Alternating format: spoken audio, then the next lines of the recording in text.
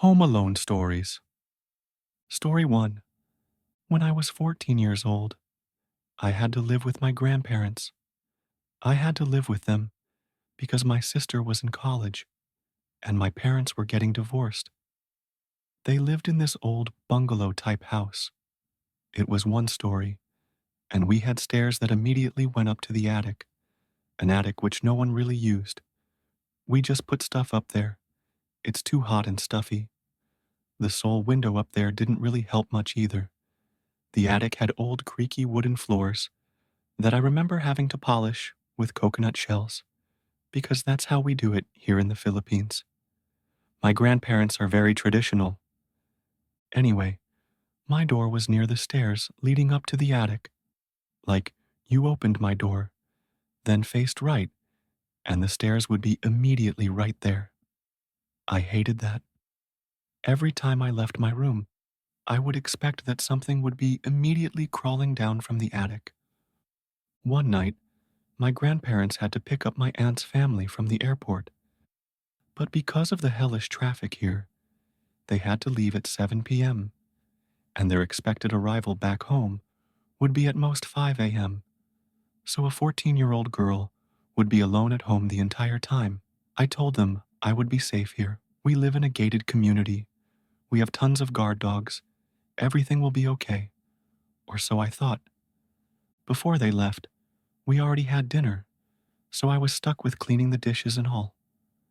As I was doing that, I could hear a bunch of neighboring dogs barking a lot. I didn't really think much of it because the dogs always do that. When I finished cleaning up from dinner, I immediately had to lock every door and window and close all the lights before heading to bed. When I entered my room, the lights were on and it looked normal. My anime posters were on the wall, my closet was untouched, and my bed was next to my barred, tinted windows. We had to tint them because I was on the first floor, and my grandparents wanted to make sure no one would peep into a young girl's room. They were barred too, because my uncle, who used to use the room, always escaped to go out to parties, and this was my grandparents' solution to that. Nothing was out of place to alarm me. Everything was normal, until I shut off the lights. As soon as I closed my lights, a silhouette of a man was illuminated by the streetlights outside. He looked like he had thick, curly hair and a skinny build. I thought maybe I was just hallucinating it. So I turned on the lights again, and he was gone. Turned them off. He was back again. On, gone, off, gone. I sighed in relief. I was just tricking myself, I guessed, or something else was casting a shadow. I double-locked my door just to be safe, the one with the doorknob lock and one of those door latch type things. I tucked myself in. It was hard to fall asleep with a lot of dogs barking outside. It wasn't our dogs, it was our neighbors. I was finally able to fall asleep when I heard something above me moving. Something in the attic. I just pushed the thought down, telling myself I was tricking myself again. I hugged my pillow. It's just rats, I said to myself. These rats seemed heavy and were also pushing furniture around. My heart sank when I heard them hurriedly going down the stairs and stopping at the bottom. I covered myself with a blanket and waited for something. I was also wishing that my parents had given me a phone at a time like this, but I only waited in bated breath. Suddenly, I heard my doorknob start to fiddle. I wanted to vomit when I heard a click followed by a quiet turn of the knob. The knob turned, but didn't budge. When they noticed, they tried to push it. By this time, I'd finally stood up, shaking. I was a kid, home alone with no phone, no means of defense. All that was saving me was this thick door from the old days. I softly pushed my body up against the door and locked everything up again. I didn't want to make a sound. I didn't want to scream. I did not want him to know that I was here. I don't know why, But he stopped. I didn't go back to my bed. I just stood there at the door, waiting. It felt like forever. Then I heard footsteps go up the stairs, but I still sat there. I saw something move out of the corner of my eye. There, out the window, the shadow was back. I forced myself not to look. All I could think of was, thank God they were barred. I don't remember what happened after that. I think I fell asleep, or was too scared to even think straight. I just remember the next day, when my family and I were finally having breakfast, I casually brought it up. Grandfather, I think I heard footsteps in the attic last night. My grandmother scoffed. That's probably rats. I never brought it up again. I didn't want them to worry, but I do know this. Our dogs were caged up near the gate and were far from my room, so they wouldn't have seen anything. The only dogs near my room were the neighbors. Also, there was nothing outside my window that would cast a shadow that looked like a man. Lastly, the attic window was open. Story 2. I'm a 24-year-old male and have lived on my own for about 2 years now. I have a small bungalow that I can comfortably afford. In this bungalow, there's an attic area about 5 by 5 meters in size, where you can only really stand in the very center. I work the night shift at a factory, which mostly involves sitting on my phone all night. I usually get home around 8 a.m. One morning, I came home during a heavy storm, went straight to sleep, and later checked my phone to find I hadn't noticed my notifications. I have a Ring camera outside my door that shows me anyone who approaches. I saw it had been triggered early that morning. When I checked the video, I saw a man pressed right up to the door, fumbling with the handle. He did this for about 10 seconds until he spotted the camera and quickly scuttled away. This unsettled me, but it didn't entirely creep me out. I got up to make some food and discovered something unsettling in my kitchen. My back door was now open. Instantly, thoughts of a home intruder came to mind. But I slowly convinced myself that I had left it open. Throughout the day, I kept noticing small things that didn't seem right, scaring myself. As I was watching TV later that evening, something made my heart leap into my throat. Out of the corner of my eye, I saw the entrance to my attic slowly being slid open. I vividly remember questioning my sanity, thinking I was hallucinating. But then I saw fingers wrapping around the hatch and moving it more. Panic began to set in. I wasn't sure if I should leave the house and call the police or try to confront whoever was up there.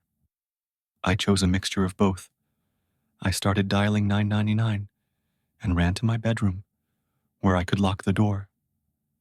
As soon as I began running, I heard the hatch almost being torn off with the speed they moved it.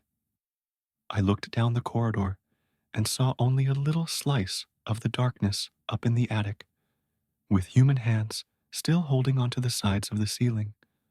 I yelled, "Whoever is up there, I'm calling the police and I have a gun. If you take a step out of there, I will shoot you."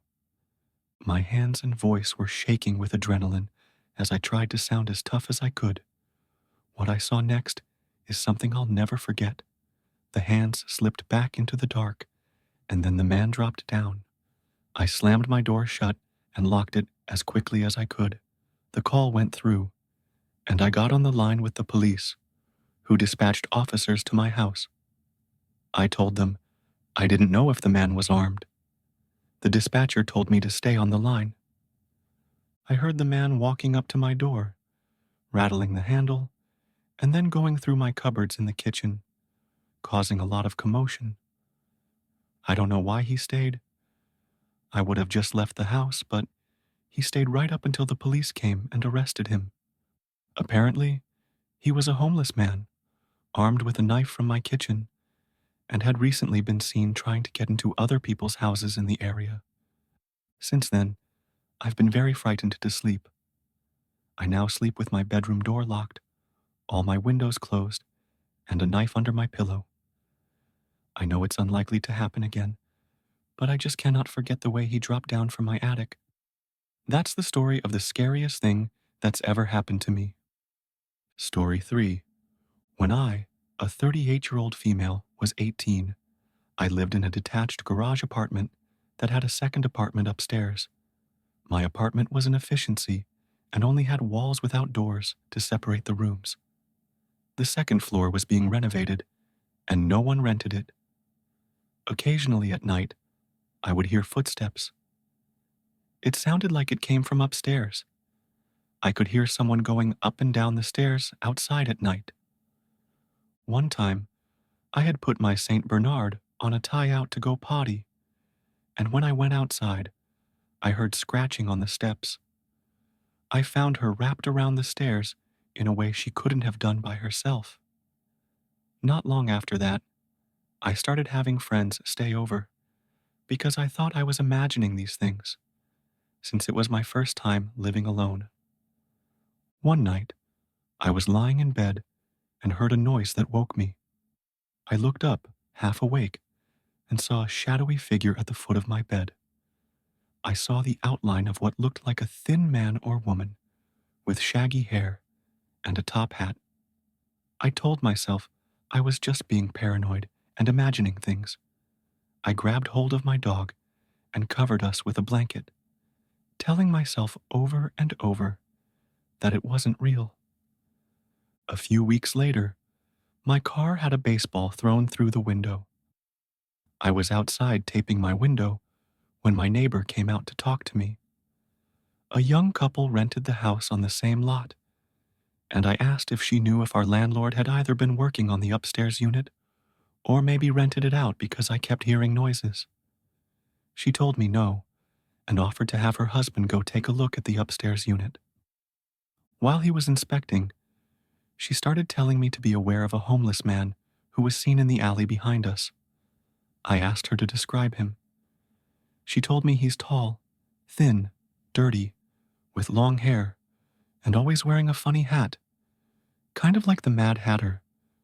Her husband then came back and told me that the door was unlocked, but the floor wasn't done in the apartment upstairs.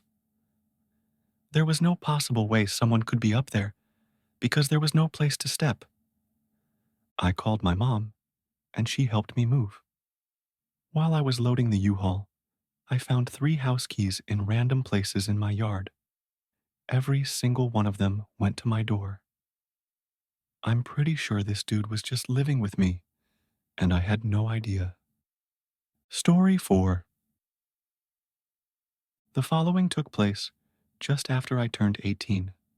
I'm not giving out my place of employment or the details on the location of where I worked.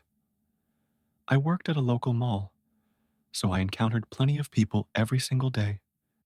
This particular encounter took place 4 years ago.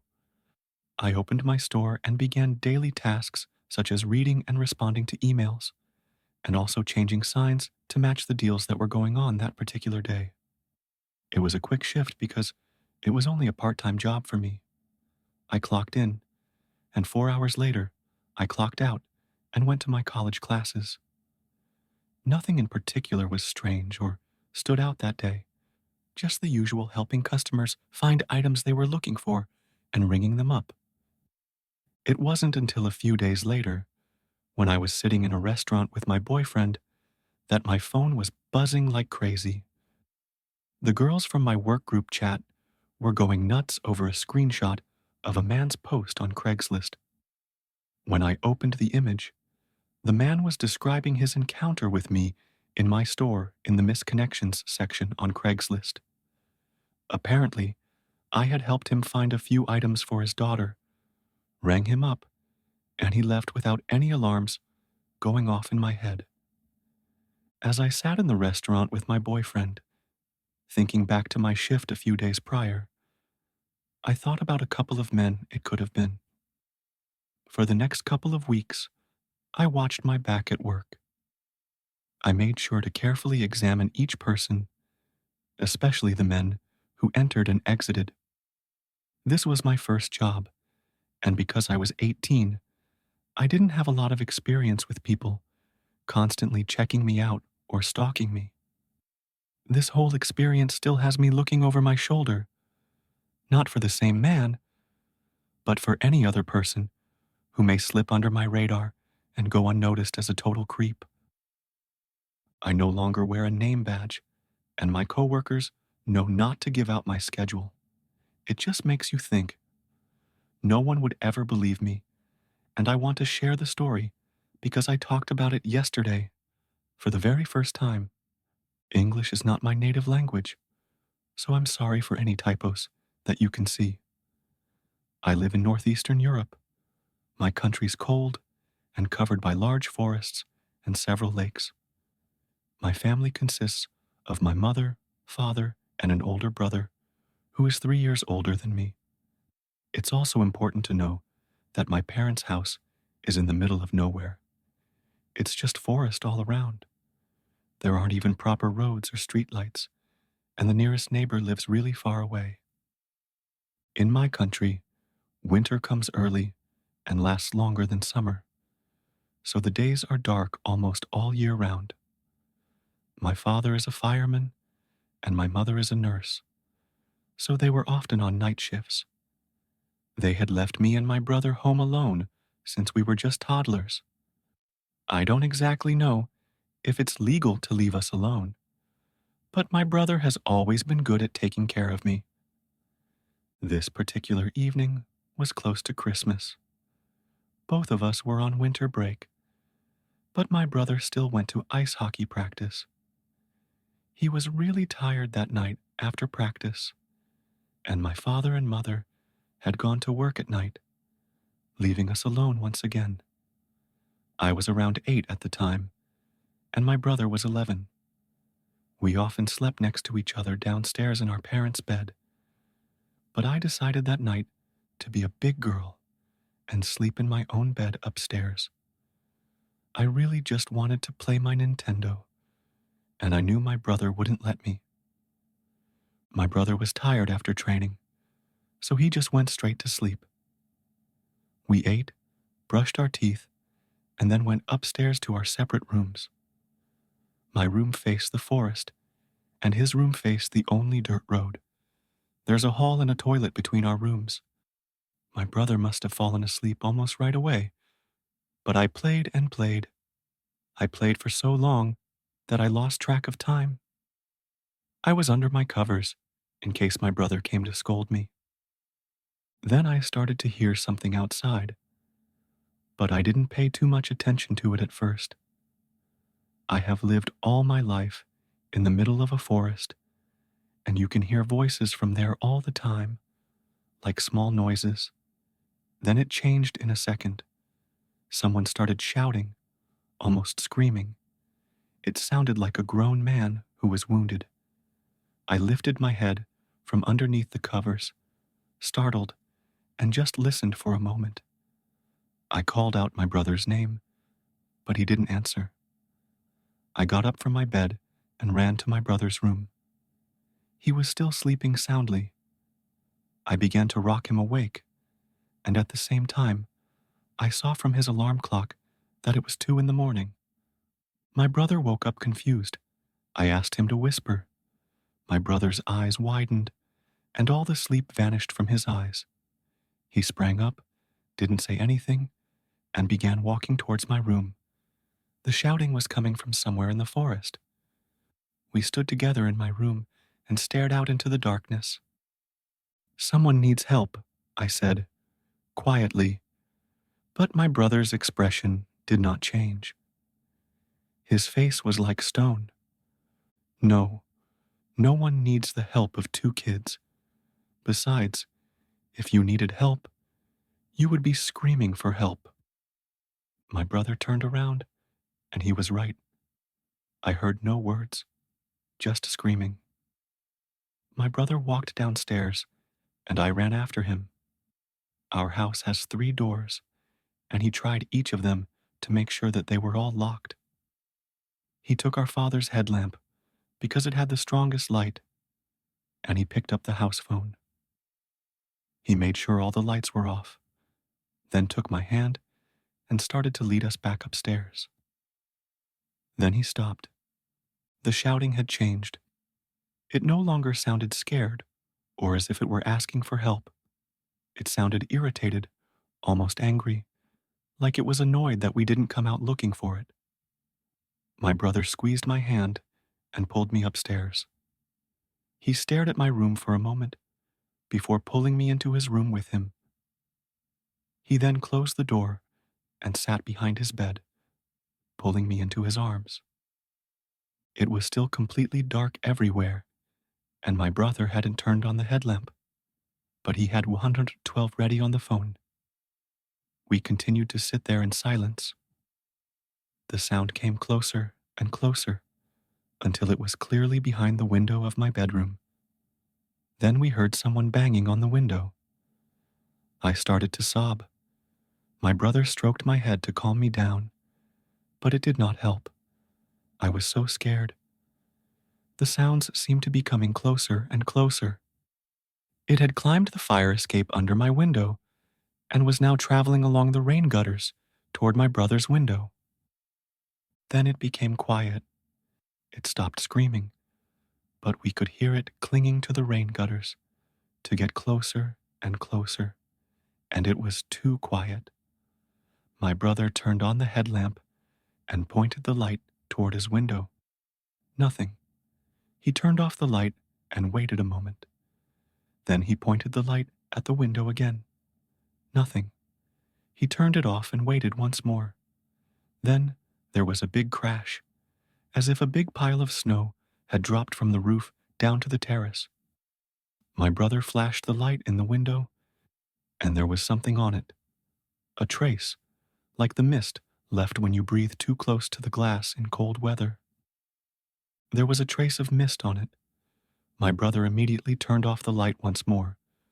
Whatever it was, it had fallen down because my brother's window had nothing to hold on to. Then we started to hear moaning. It only sounded partially human.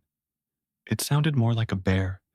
If you've ever heard a bear make such a noise when it's been shot, that's kind of what it sounded like, but with a touch of man. Once again, the voice became angry, like it was throwing a full tantrum, and it started hitting the wall of our house.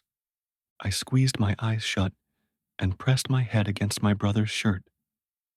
It continued to rage for a while, whining and moaning, but it no longer sounded human. My brother dropped the headlamp on the floor and hugged me tightly. We continued to listen to the sound for quite a long time. I don't exactly remember at what point I fell asleep, but I woke up in the morning, and the beautiful morning sun reflected against the white snow.